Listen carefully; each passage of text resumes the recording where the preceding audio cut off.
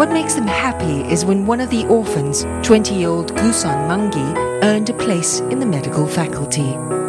Guson, who became an orphan when he was 9, was struggling throughout his childhood until he was admitted to the orphanage when he was 12.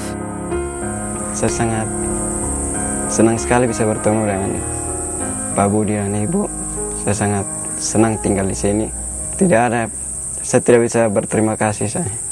Saya hanya bisa berdoa untuk mereka, karena mereka sangat baik.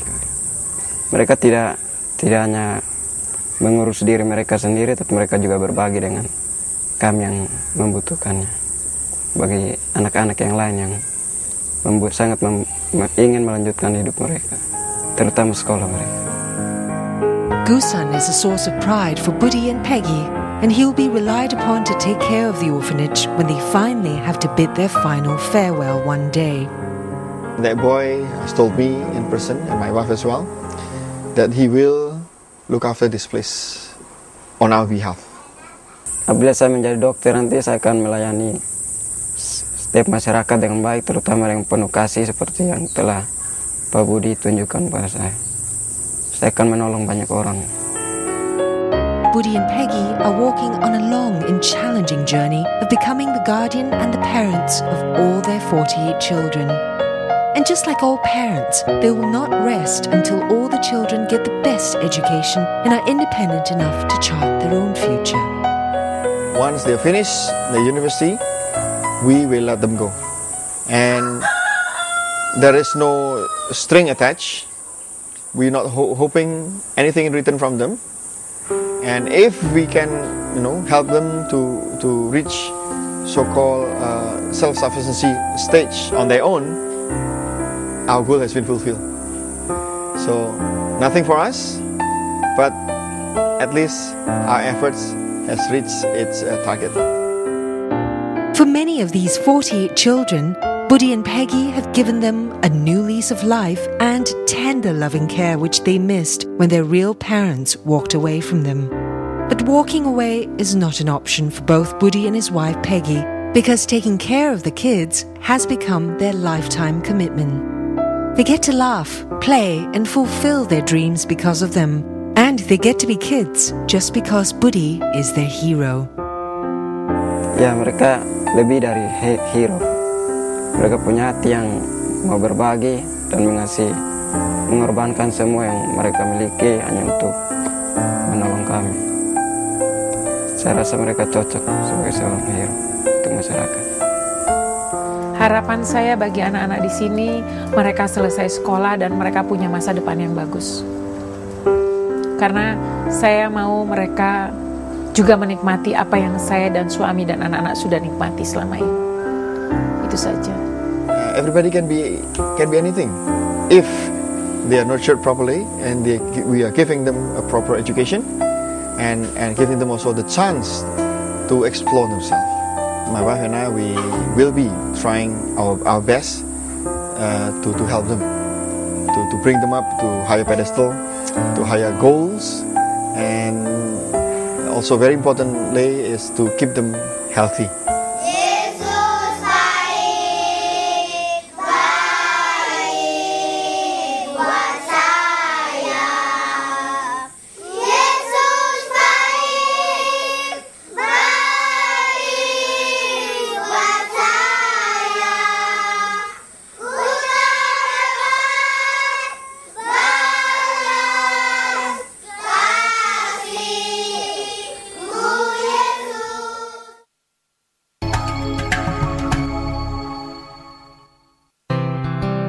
In a fast-paced, modern society like Singapore, time just whizzes past for many.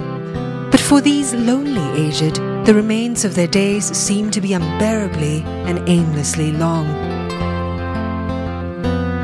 Until two dedicated volunteers came into their lives, bringing them some hope and cheer.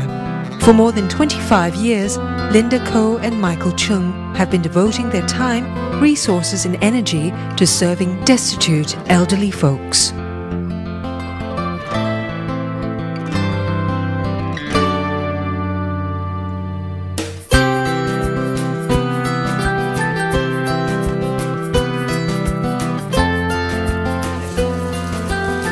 Rain or shine, Linda will turn up with a group of volunteers to distribute meals and food rations to 130 impoverished elderly folks in Tiong Bahru, an old public housing estate in the south of Singapore. Thrice a week, these elderly Singaporeans will look forward to not only food, but also some good company from Linda and the volunteers. Life for these aged folks is a lonely existence in their one-room rented flats, as many do not have any family members to look after them. On other days, Linda, a housewife, will busy herself over other aspects such as food collection, organising outings and visiting those elderly who are homebound. And Linda's social consciousness has been much inspired by her late mother.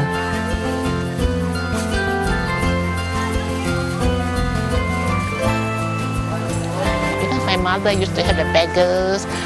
Whenever she saw beggars downstairs, she would cook for them, give them. So from young, I learned this from my mother. And I especially like to help the poor, the destitute, and those without any next of kin. Time is well spent because I know that I'm doing a wealthy cause. Over the years, Linda has inspired some 40 volunteers to join in her course and share her conviction. Among them is Lim Chin Ha, who has been working alongside with Linda for more than 15 years.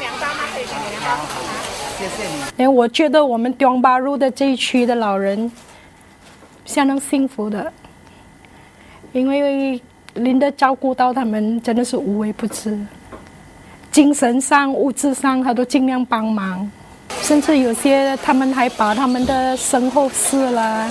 甚至他们的银行的存款啊，都要托付他，能够取得到他们的这样的信任的很少。 Beyond care and friendship, Linda also imparts new skills to the elderly women. Hoping to reach out to the lonely seniors in the early 1980s, she started a sewing class. Many of the participants were Samsui women. These women, who wore a distinctive red headgear, were early Chinese immigrants who worked at the construction sites in Singapore.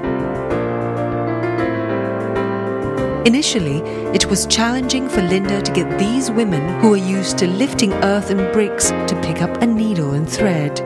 But when their handicrafts were sold at a charity fair and their painstaking efforts recognized by the First Lady of Singapore, they were greatly motivated to carry on.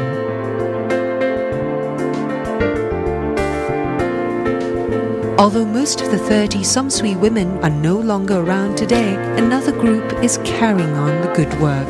These women, who come from another part of the estate, have been sewing Samsui dolls designed by Linda. The dolls are meant to keep the memory of these special, strong Chinese women alive. In addition to the dolls, quilts and toys are also made with a sense of purpose and love. 82-year-old Madam Lim Ai Chu is a great-grandmother who wants to do her bit for charity. She's been sewing with the group for over 20 years and still enjoys the fruit of her labor.